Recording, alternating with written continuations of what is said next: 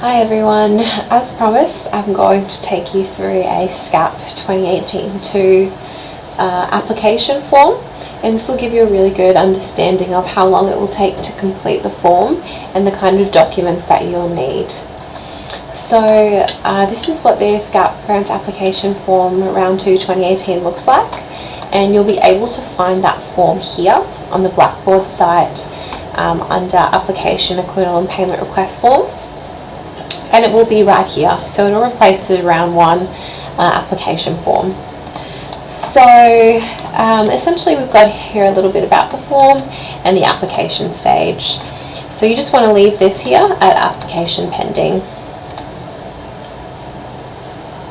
So in the first part of the form, we just want to write our club name and our club email address. It's important we put our club email address here, not our personal email address, so we can CC the club into any of these emails. And then just put in there your club role. All of this information will pre-fill, and then whether or not you'll remain with the club for the entire grant period. So if the answer is no, a good example of this might be that if you're the treasurer now and you are graduating at the end of this semester, or you're moving on from the club at the end of this semester, then you probably won't be around to be the contact person for things happening next semester in February, which will be in this grant period. So if you're not, make sure you just put in there an alternative contact person. So their name, their student number, and if you have it, their email address. So the next page here is where we put in our application details. So we've got a bit about the grants here, and then we need to check what category we need for this form. So you can check multiple at once. And if you need a refresher on what expenses you can apply for, you should check out the SCAP grants schedule. Okay?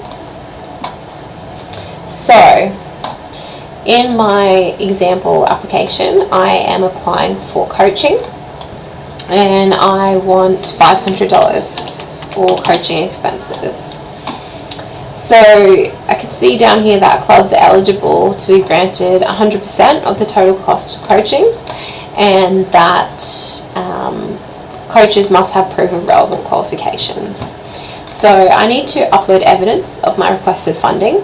So for this expense, that will be either an invoice that a coach has sent me, it might be a quote that a coach has sent me, it also might be just an email from that person, that coach, saying, hey, happy to come on and coach the club for this amount of weeks, and this will be the price that I'll request. So either of those would be fine evidence. And then in terms of uploading the coaching qualifications, you'll also just need to make sure that you've asked that individual to send through proof that they are in fact a qualified coach, and to what level that is. Now, if for example you don't have a coach at the time that you put in this application, but you know you need one, and you know that you're going to need $500 to pay that coach, what you need to do is, in this evidence here, you need to upload how you got to that $500 number. So maybe that's $35 an hour for X amount of hours, and somewhere showing us that the award rate for that coach is $35 an hour. And then just upload something here that says we don't have our coach yet, but we intend on getting one, and what we will do is we may approve that. So we may approve that request there for funding, but we won't actually give you any of that coaching money until you can provide those documents. There's some really helpful resources under the club resources and templates for coaching. Just in here we have a sample coach job description and a coaching letter and agreement, and those agreements and letters are really important to set up. So I'm just going to go ahead and just upload my mock ones there. What I also want is some equipment. So I know I can be funded up to 100% of the cost of equipment, and I would like a first aid kit that is $100. Now, obviously I need to upload evidence of why I need $100 to do this. And that might be because I've gone to Heart Sport and I've seen that a sports first aid kit is $145. So take a screenshot of this here and I upload it here, and I want 100, I think it was $49, sorry, $45. So I'm going to upload that screenshot here, and what I'm also going to upload is my current asset list and storage plan. So that says, one, how I'm going to store this first aid kit. As I said in the SCAP info session, in the back of my car is not appropriate. It needs to be in a storage locker, a lockbox, in the facility that I'm renting, that kind of thing. And as far as asset list goes, what you need is a list of all the assets that you have, especially SCAP funded assets, in one place. And they need to have a significant amount of detail. So in this club administration document, we have a really good template for a asset register or an equipment list. And this is really what it should look like. It should look like the date that you purchased the item, how much, what the receipt or the invoice number is, so you could easily refer to it, what the description was, how many you bought, where it is stored, its lifespan, and the additional acquittal information.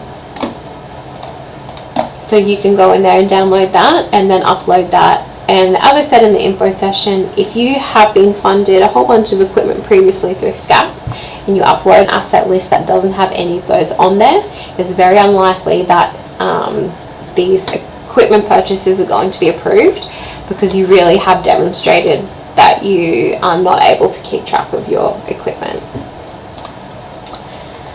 So it's the same kind of situations for facility hire, club affiliation.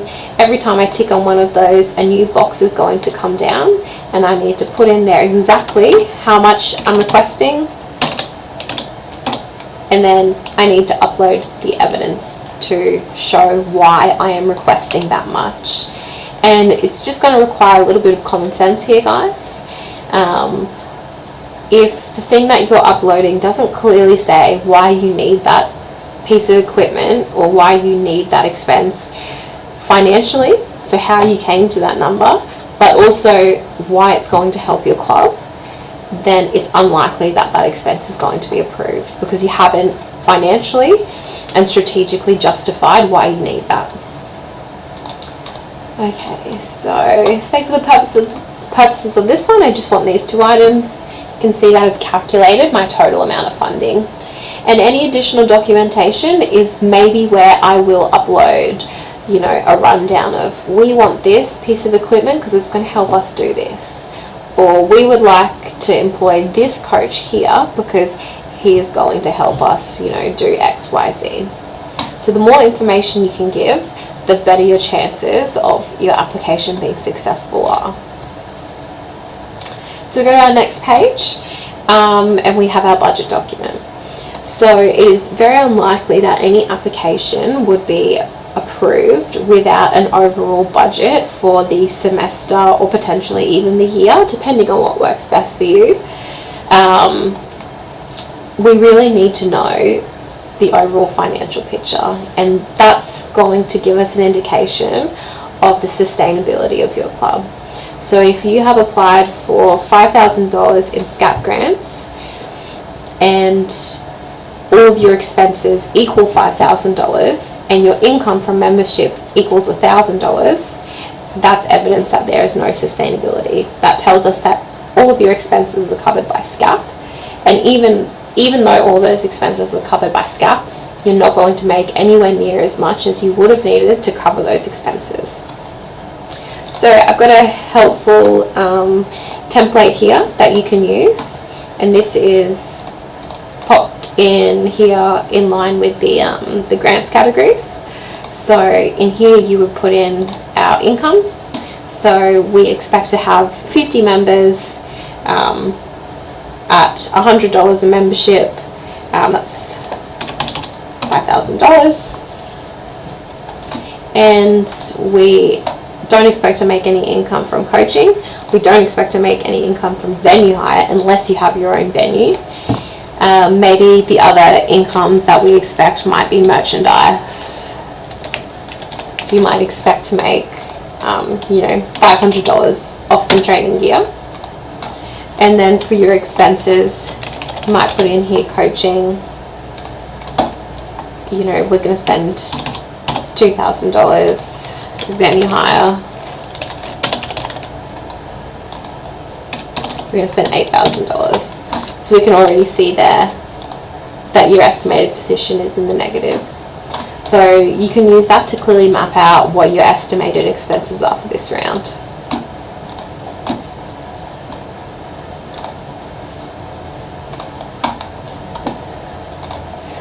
Okay, so I'm just going to upload a document. Your risk assessment, again, you need to upload a risk assessment. You can do a risk assessment for each individual activity, or you can do one whole one for your club and all your activities. We have a template here. You can also find it on Blackboard, and we've already put in there some of the things that might go wrong. If you need help with this, we run risk assessment workshops, and sport clubs are also more than welcome to come in and book an appointment with me, and we can workshop your risk assessment. So I need to upload that.